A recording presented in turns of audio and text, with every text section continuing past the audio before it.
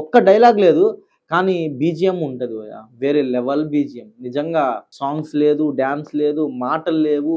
Acting, music అంతే. హిట్టా ఫట్టా మళ్ళీ చెప్తున్నా పక్కన పెడితే ఇలాంటి సినిమా ప్రతి ఒక్కళ్ళు చూడాలి.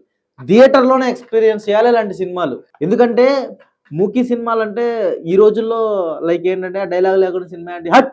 అని చెప్పని అనే పరిస్థితి ఉంది. కానీ స్టార్టింగ్‌లో మీకు ఐడియా ఉన్నారా? 'చార్లీ చాప్లిన్' గారు. ఏముండదు. ఓన్లీ మ్యూజిక్ ఉంటది.